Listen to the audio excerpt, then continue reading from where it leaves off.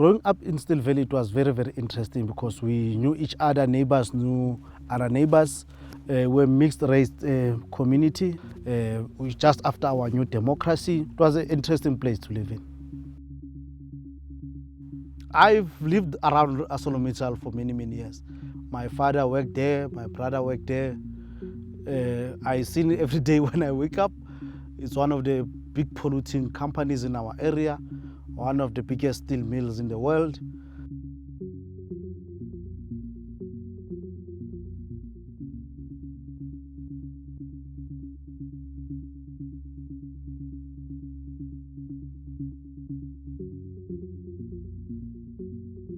Still Valley, currently there are about 4 properties that are left and 3 families that are currently residing in the area.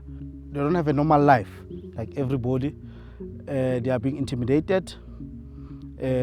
We saw other families, they've already left the area, but the houses are still there, trying to regroup somewhere, start a new life somewhere. It has been a battle to understand how far the entire pollution went and the truth of the cost of this pollution. I mean, this whole place, there was a thriving community. There was a garage, a supermarket across me. There was a hardware store, spares places. There was some businesses behind me. There was butcheries and businesses like that. And all of that has been taken away. I'm the lone guy in a very lonesome area. Living across ArcelorMittal, it's constant air pollution coming through. We were very seriously ill. My family was ill. My children was very ill. And I didn't know the long-term effects of this pollution on my family and myself. So I said I needed some form of medical. I didn't just want a replacement of my property, but I would have taken it if they offered me a decent replacement, but they offered me 50,000 rand. But I wanted a medical assessment, a medical scheme or something. And we went to court to get it, and we had huge difficulties.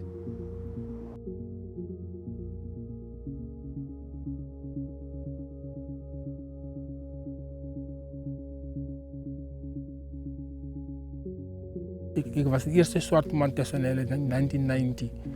En dan, in meeste van die wetmensen is het geboer met beesten, met schapen en met... Hij had ook geploegd, milies gepland. Maar zijn milies was nog niet, het had niet mooi geleken. Nadat hij het gezien, daar komen mensen wat komt toe dat die grond is niet recht door Iskorse water. Die dieren zijn ongezond geworden, ziek geworden en dood gegaan. Die water gedrinkt, want onze boer gaat ook hij gif van Iskor. Als ons waterpomp was, kreeg hij gif in onze boer gaat.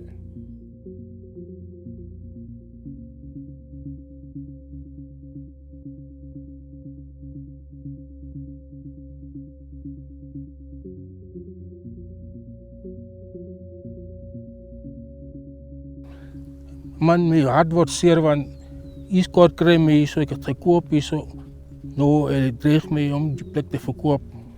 Nou, met die geld wat hij zoekt.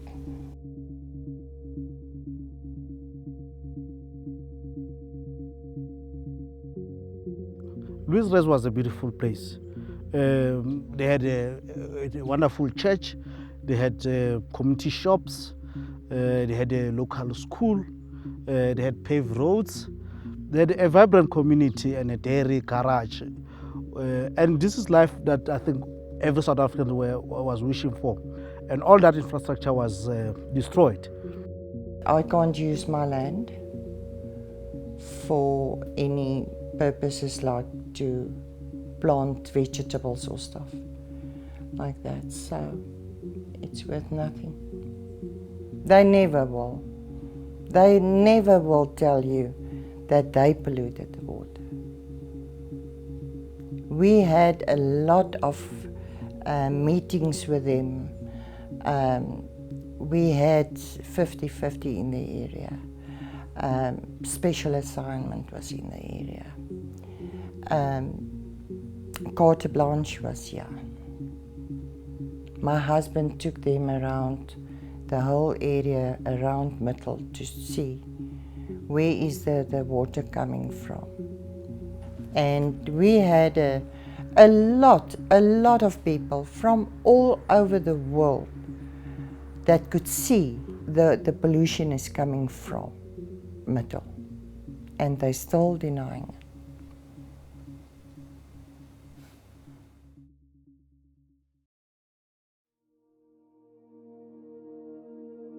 It has been a battle to understand how far the entire pollution went and the truth of the cost of this pollution.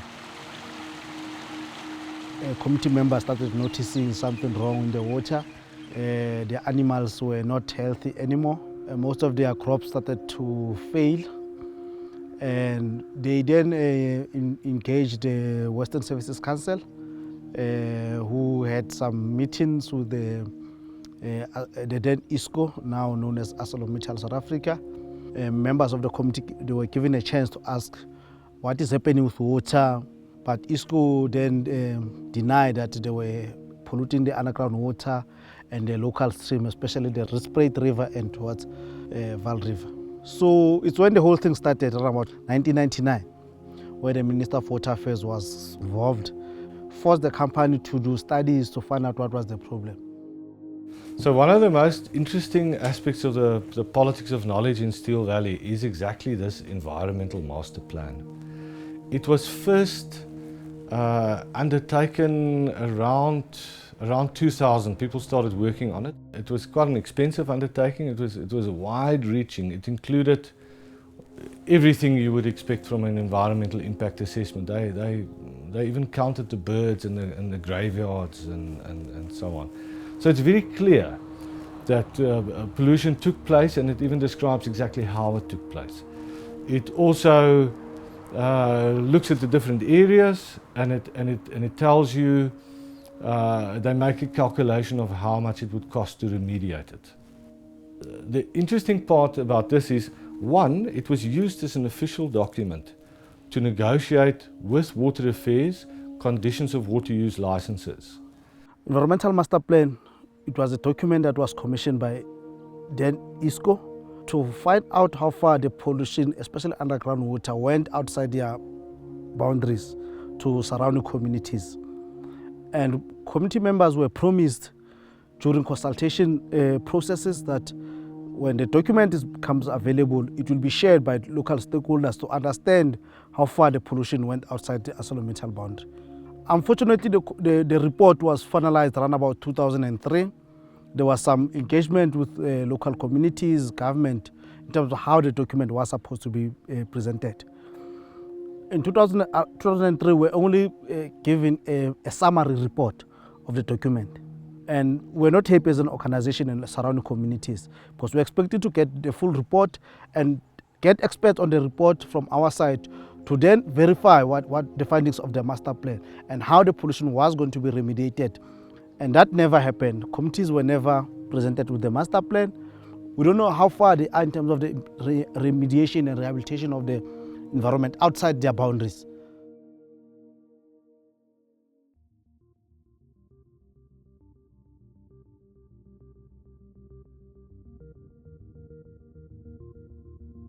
The South African Human Rights Commission plays a role between the citizens on the one hand and the government on the other. And essentially what we do is to facilitate dialogue and discussion between citizens and between the government. We bring parties around the table, we engage with those respective parties so that they are able to talk to each other and work together alongside each other to ensure the realization of the rights contained in the Constitution. Essentially, PAIA is a basis for accessing all kinds of information relevant to a particular community or individual. We've used this legislation to access information around social grants, and we've also used this legislation to access information on socioeconomic rights, particularly the right to water, education, healthcare. So the legislation is really broad enough and diverse enough to be able to be used in a wide range of instances. A PIA request is a tool which enables you to access information that you might need to realize another right that you have. So in order to assess whether either the government or a private body is violating your rights, sometimes you need information to be able to do that. So what PIA does is enable you to submit a request under that piece of law to be able to make that assessment. So PIA makes a distinction between requests to public bodies and requests to private bodies. There's two important distinctions there. The first is about how you ask for the information that you're looking for. If you're asking for information from a public body, all you have to do is ask for it. You don't need to explain why you need the information, and you don't need to justify your request. That's different if you're asking for information from a private body. In that case, what the law says is that you have to ask for the information and also show that you need that information in order to either exercise or protect another right that you have. So it's a slightly higher standard that you have to show in order to make a request to a private body. The second important difference between public and private PIA requests is around appeal mechanisms. Because if a public body declines your request for information, you have what's called an internal appeal. So what that means is that you get to appeal that decision to somebody higher up in the department, somebody like a Director General or a government minister. But on the other hand, if you are submitting a request for information to a private body, then there's no internal appeal. So if they refuse your request, then all you can do is go to court.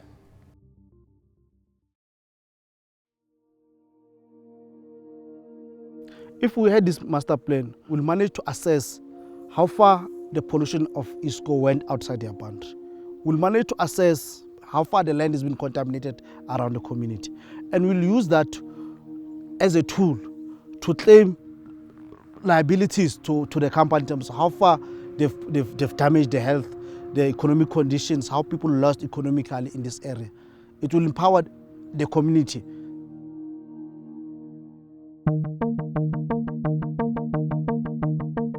Centre for Environmental Rights is a non-profit company and a law clinic. We're in Cape Town. We're established in October 2009 when 8 civil society organisations in the environmental and environmental justice sector got together to form the CER. What the centre aims to do is to advance the realisation of the constitutional environmental right, and we do this by providing legal and related support to communities and NGOs, and also by engaging in legal research, advocacy and litigation. For many years, VEG had been trying to access the master plan from ArcelorMittal, and they'd been refusing VEG access to the plan, apart from this executive report. But VEG had never used the Promotion of Access to Information Act before, which is known as PIA. So PIA really aims to give effect to the constitutional right of access to information. In terms of the Constitution of South Africa, we all have the right to an environment not harmful to our health or well-being. And to have the environment protected for the benefit of the present and future generations. Through reasonable legislative and other measures. So VEG sought access to the master plan to protect and exercise its constitutional environmental right. ArcelorMittal's response to the application was to refuse the request. They said that VEG had failed to show that they had a right that could be exercised or protected by the records. They said it's not enough just to say that ArcelorMittal had impacted on the environment or that there was non-compliance with the law. They said that the master plan was also out of date, it couldn't be relied on, it was irrelevant and scientifically flawed, so they refused the application. When ArcelorMittal refused our application, we had the right to approach court on VEG's behalf, which is what we did. We went to the High Court in Johannesburg, and we asked the court to compel ArcelorMittal to release the documents to us. In September 2013, Acting Judge Carstensen found in VEG's favour, and he ordered ArcelorMittal to release the master plan. He said that civil society has the right to protect, exercise and enforce its right to seek access to information so that it can assess whether or not facilities are complying with the law.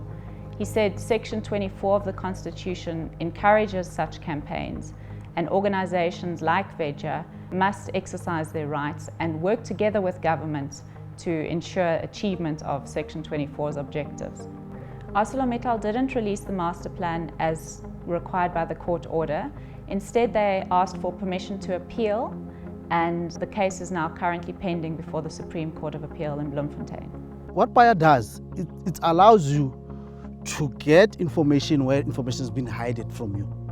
Everybody can use PAIA, especially against public bodies, your government, your local government, your councillors.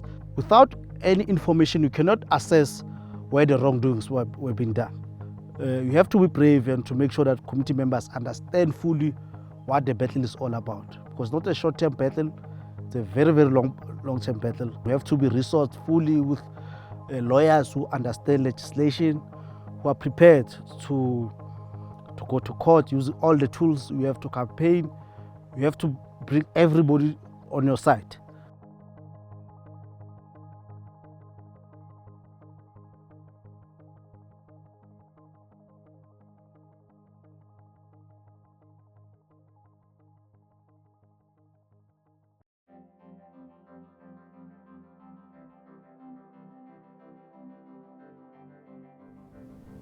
The first step into lodging a PAIA request is to complete something called a PAIA Form A.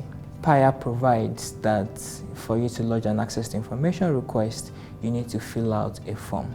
Form A applies to public bodies and Form C applies to private bodies. A public body is defined in PAIA as any government department, whether national, provincial or municipality, or any other institution that is performing a power or function in terms of the Constitution or a law. Private bodies in terms of PAIA would be any natural person carrying on trade or business in that capacity, or a partnership or juristic person. For you to fill out the form, you need to know the contact details of the relevant information officer. And PAIA provides that the head of every public institution or the head of any private institution is automatically the information officer. With respect to public bodies, information officers are allowed to designate deputy information officers. And these deputy information officers are responsible on a day-to-day basis for the processing of PAIA requests. You fill out the contact details of this information officer or deputy information officer in the form, and then you fill out your own contact details, including your ID number and contact address. After filling out your contact details, you fill out the particulars of the record that you're trying to seek. You don't need to be very specific in terms of the record you're trying to access. You could be very general because you do not know this particular record in which the information will be contained in. All you know is that you need a specific information. After you fill out the particulars of the record, you fill out the section dealing with fees. PAIA provides that certain categories of people are exempted from paying fees. If the exemption applies to you such that you are a student or you are unemployed or you earn less than a certain amount on an annual basis, then you fill out that you are exempted from paying fees. The next step is to fill out the form of access. In PAIA, you are allowed to fill out the manner in which you want to access the record. Either you want it in English or in any other language. Either you want a copy of that particular record, or either you want to only view this record. You sign and date the form and indicate how the information you've requested should be given to you. Public bodies need to respond to an information request within 30 days. There's a provision that they can seek an extension for an additional 30 days. Should an information request be denied within the 30-day period, or should you not get a response to an information request within the 30-day period, for public bodies, there's a right of internal appeal, and public bodies must respond to any internal appeals lodged within a period of 30 days as well. The internal appeal requirement does not apply to private bodies, so if an information request is unsuccessful to private entities, then the only form of recourse is to approach the magistrate's court. So the South African Human Rights Commission, together with other Chapter 9 institutions, particularly the Public Protector, has the requisite authority to use the access to information legislation to request the requisite information from the government to empower citizens. Civil society organizations have also played an important and critical role in assisting communities to access this information. The PAYA Civil Society Network plays a very critical role in monitoring compliance with the obligations of PAYA by public and private entities. They offer training to communities on how to exercise their right of access to information. And over and above that, they develop promotional and educational material, as well as assist certain complainants to help them litigate against some unsuccessful PAYA requests.